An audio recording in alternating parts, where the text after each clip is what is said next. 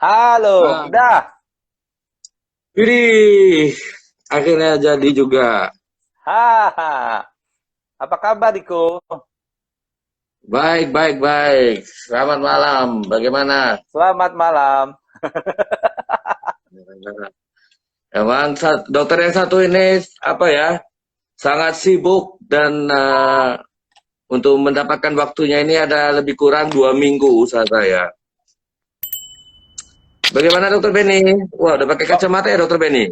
sok sibuk aja. Oh, sok sibuk. Gimana, gimana? Bantu apakah Jadi aku dengan gini, dokter dokter Benny. barista? Hmm. Eh, Pasien-pasien saya ada yang kadang konsultasi ya saat Ah, berkunjung ke klinik kita.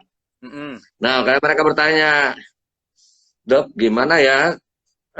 Saya udah menikah 3 bulan, tapi Ya. kadang timbul keraguan, apa ditunda dulu kehamilan atau bagaimana? Karena saya takut dengan Mm, kondisi pandemi ini mau ke rumah mm, sakit mm, untuk kontrol kehamilan kan ngeri-ngeri sedap. mm. Kalau saya sendiri ya saya jawab itu kalau anugerah Tuhan jangan ditolak ya. Kalau diberikan Tuhan itu untuk Anda jagai, jalankan. Tetapi mungkin Dokter Benny sebagai seorang spesialis kebidanan dan kandungan mungkin eh, bisa memberikan pencerahan yang lebih ini, lebih Oh, ini dalam. tuh, kalau boleh tahu, ini sudah hamil atau pengen hamil? Pengen hamil, Oh, tetapi belum hamil dong. takut belum. Takutnya dia mau pengen hamil, tapi bagaimana ya di masa pandemi ini selama kehamilan Hmm, hmm, harus berkunjung ke rumah sakit untuk kontrol kehamilan, apalagi hmm, melahirkan. hmm. Nah, itu mungkin Oke, ada yang bisa dibagikan oleh Dokter Benny. oke, gini. Jadi kita kembali dulu pada ini kan lagi pandemik. Iya, ya kan. Benar. Dokter barista kita, barista loh ini, dokter barista. Ini dokter Iko ini teman saya loh ini. Teman saya dulu waktu kita pendidikan bersama, teman seperjuangan. Iya, dokter Ya. barista kita nih. Dia pintar buat Jadi malu dengan kita. kopinya. Gak apa-apa. Ya, dokter yang dengan segala kebisaannya. Jadi senang sekali malam ini. Terima kasih Dokter Iko, dokter barista kita udah mengundang saya, bersedia berkenan mengundang saya dan Dokter Beni Johan, Markom SPB. Saya diundang oleh dokter barista kita untuk mengisi acara beliau terkait masalah bincang-bincang santai kali ya, Dokter Iko ya kita ya. Benar Bincang-bincang sekali Dokter santai Benny. ya. Oke, jadi siapa yang mau nanya silakan nanti Dokter Iko sebagai host kita. Jadi kembali tadi masalah hamil selama pandemik ya. Jadi Benar pada dokter. prinsipnya eh, kita itu adalah suatu anugerah, suatu bless jika misalnya moms atau pasutri itu mendapat anak dengan kehamilan. Tapi jika masalah terkait promil ya, program hamil itu agak sedikit berbeda. Mungkin sesuai dengan arahan daripada Satgas Covid juga, itu juga daripada WHO juga, kalau ingin promil, sebaiknya itu jaraknya itu 3 bulan setelah itu vaksinasi selesai, vaksinasi terakhir. Jadi artinya misalnya para moms atau para ayah bunda ingin hamil, sebaiknya itu vaksinasi diselesaikan dulu. Jaraknya itu kan kurang lebih dia 3 bulan dianjurkan. Kenapa? Itu juga terbentuk antibodi dan sebagainya. Terus sekarang kita masalahnya adalah vaksin ini, pandemik ini adalah hal yang baru. Jadi masih banyak penelitian-penelitian yang masih akan dilakukan. Jadi belum terlalu banyak penelitian yang terkait pada masalah terutama bagian kita kebidanan. Karena ini setiap temuan baru dikumpulkan oleh para ahli menjadi hal yang baru, menjadi suatu masukan yang baru. Yang saat ini rekomendasinya adalah sebaiknya jika ingin promil ya, ingin promil, sebaiknya jaraknya 3 bulan, tidak ada rencana untuk hamil, artinya 3 bulan jaraknya setelah vaksinasi terakhir selesai, kan kita ada 2 kali vaksinasi, itu baru sebaiknya hamil. Tapi bagi yang sudah hamil, artinya apa? Yang belum vaksinasi memang sesuai dengan yang terbaru itu belum direkomendasikan untuk para ibu hamil mendapat vaksinasi. Jadi memang ini Itu. vaksinasi pada ibu hamil itu masih dalam proses. Kalau saya nggak salah, itu terakhir dari Pfizer. Mohon maaf, saya nggak merek ya, satu vaksin itu Pfizer. itu dengan Ya, Dungang Biotech lagi buat penelitian di berbagai negara, seperti di Amerika, di beberapa negara Afrika, Australia, dan juga Kanada. Mereka buat penelitian yang semoga penelitian itu akan selesai, udah fase terakhir, jadi kita dapat vaksin pada ibu hamil. Tapi kalau pada menyusui udah boleh. Ya, begitulah Dr. Iko. oke. Jadi kalau menyusui belum ya? Udah boleh. Nah, Menyusui udah boleh. oh udah boleh. Menyusui Udah boleh. boleh. Baik. Tapi ibu hamil belum ada rekomendasinya. Tapi kalau menyusui Oke, boleh, boleh ya. tapi yang catatan tetap screening masalah faktor komorbidnya. Itu dia.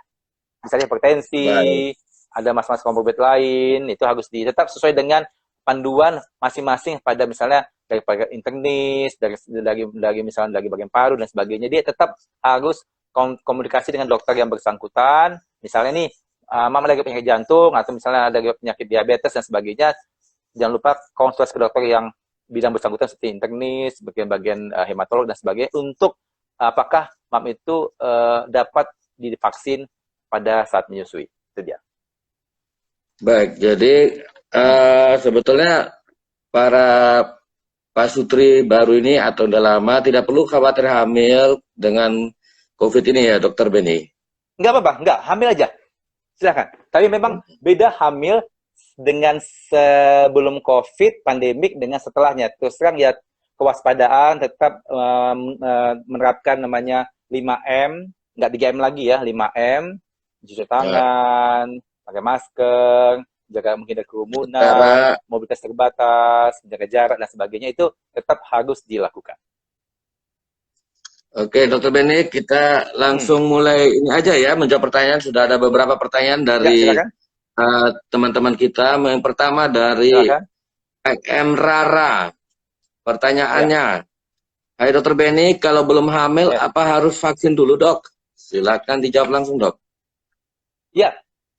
Aduh, sorry, ini agak goyang. Oh, saya kira Masalah dokter di vaksin. dalam kapal. Bukan. Ini posisinya agak goyang. Oke, terkait Oke. masalah tadi itu, kembali tadi itu, kalau misalnya itu para pasutri belum hamil, sebaiknya memang diselesaikan dulu itu masalah vaksinnya. Artinya apa? Kalau nanti misalnya sudah hamil, terus kan pada ibu hamil itu kan imunologi agak sedikit menurun. Jadi ibu hamil termasuk yang high risk, rentan untuk tertular oleh pandemi COVID tersebut. Jadi memang sebaiknya kalau belum hamil, vaksin dulu. Vaksin dulu, selesaikan dulu vaksinnya, nanti setelah dia paling minimal 3 bulan, monggo silakan hamil. Bahkan ada beberapa bilang 3 sampai 6 bulan. Ya, Oke, ya. jadi ini kebetulan kita baca ini ya sambungan dari IM Rara, maksudnya Hmm. apa harus vaksin dulu baru bisa hamil, bukan Sebaiknya.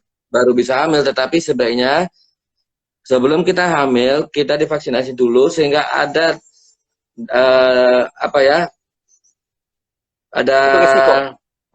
Pemberatan. Misalnya kalau bukan misalnya tertular maksudnya COVID, ada lebih sedikit kekebalan ya terhadap ya.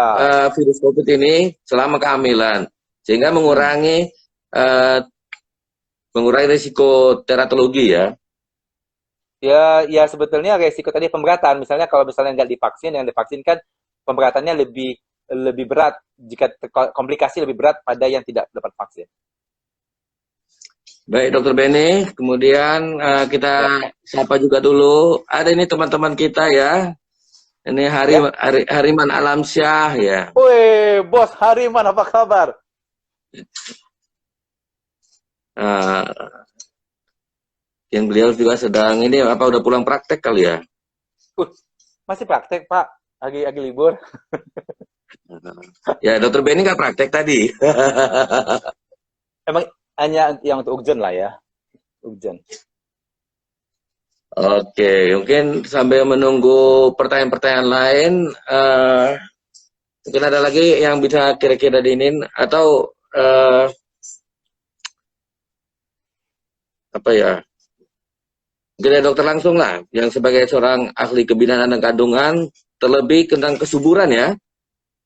Oh ya, jadi gini, mungkin pengalaman kita, mungkin juga sebagai masukan.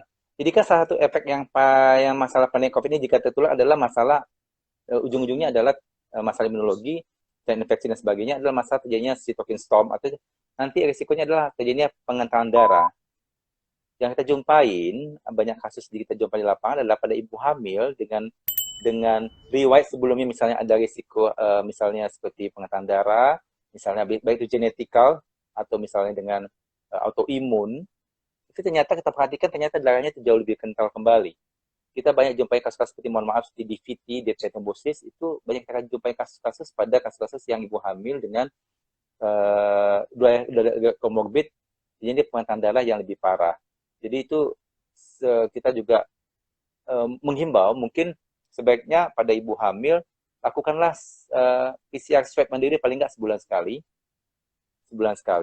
untuk paling nggak untuk sebagai screening awal bahwa itu tidak ada terkontak atau adanya OTG atau tanpa gejala pada banyak sangat terjadi kasus-kasus tanpa gejala ternyata menderita dengan COVID, apalagi pada masih bekerja, mama yang masih bekerja, masih aktif bekerja, walaupun sekarang banyak yang WFH atau WFO, work from office atau work from home.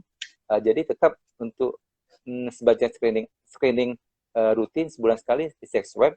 Apalagi sekarang kan PCR swab udah banyak jumpa ya, bisa yang drive-thru, ada bisa dia home service, atau dengan harga juga lebih terjangkau. Mungkin sebaiknya sebulan sekali paling enggak screening untuk swab PCR untuk sebagai screening awal, memastikan bahwa tidak terkontak dengan namanya COVID tersebut. Itu dia. Oke, terima kasih atas Itu tips yang bisa keterangannya Dokter Benny. Ya. Ini kemudian ada pertanyaan lagi dari akun IG Ica Winsa. Dok, kalau ibu hamil positif COVID, bayi dalam kandungannya bagaimana, Dok? Silakan. Oke. Ini Mama Ica ya? Mam, apa kabar Mama Ica? Jadi memang kalau seorang wanita hamil, sesuai yang ada di kamar itu, dia ada semester 1, semester 2, dan semester 3-nya. Jadi tergantung di mana beliau terdampak terkena pada masalah, terkena pada si COVID tersebut. Jika memang ada semester awal, memang risikonya lebih besar, karena masih dalam tahap misalnya semester 1 adalah organogenesis, bentukan organ, Mam. Jadi memang tetap, tapi jangan juga kita menjadi hopeless, artinya tidak oleh COVID, jadi bayinya pasti ada apa-apa. Beberapa penelitian yang kita baca itu ternyata menyampaikan tidak pasti bahwa seorang wanita hamil itu kalau kena COVID bayinya pasti ada apa-apa. Enggak juga. Tapi memang datanya belum banyak. Masih tetap dikumpulkan. Tapi bukan berarti, artinya apa? Kalau kena COVID bayinya aman juga, enggak juga. Artinya apa? Tetap banyak kasus yang dijumpai itu ternyata dia dengan penderita COVID, bayinya sih oke-oke aja. Artinya apa? Kalau misalnya penderita COVID, tetap dinilai adalah tingkat keparahannya. Artinya apa? Makin parah komplikasi tersebut, pasti efeknya juga makin jelek. Untuk mami yang misalnya ibu hamil yang terkena COVID, tetap harus dipantau dan perawatan. Misalnya kalau tanpa ada gejala, tetap isoman. Jika misalnya ada gejala, tetap ke rumah sakit yang memiliki perawatan untuk COVID untuk dapat pemantauan dan juga terapi. Nanti setelah swabnya artinya sudah negatif kembali, mam tetap kontrol dokter bidan mam untuk dipantau perkembangan dia tersebut. Tapi tetap ada beberapa laporan mengatakan bahwa ada tingkat angka keguguran meningkat, kelahiran prematuritas meningkat, dan juga resiko-resiko pada janin juga meningkat. Tapi bukan berarti kalau terkena COVID pasti bayinya ada sesuatu. Jadi tetap harus dipantau. Itu dia. Baik, terima kasih dok. Ini ada satu lagi dari Ida Fitriani 10. Dok, adik ipar saya lagi hamil 2 bulan. Apakah kalau lagi hamil di masa pandemi ini harus vitamin tambahan seperti Vit C? Jadi pertanyaannya apakah perlu asupan multivitamin yang lebih ketimbang pada saat tidak pandemi? Silakan Dokter Benny. Pada kehamilan juga kita memberikan namanya suplemen untuk mikronutrien atau vitamin pada ibu hamil. Jadi memang pemberian vitamin itu harus sesuai kebutuhan. Artinya apa? Vitamin juga jika berlebihan tidak baik juga untuk fungsi organ-organ kita, seperti pada fungsi ginjal, fungsi hati, dan sebagainya. Tetap asupan atau tetap kebutuhan vitamin itu adalah sesuai kebutuhan. Artinya bukan karena misalnya ada pandemi COVID, jadi terjadi over atau misalnya berlebihan dengan konsumsi vitamin. Kenapa? Efek jangka panjangnya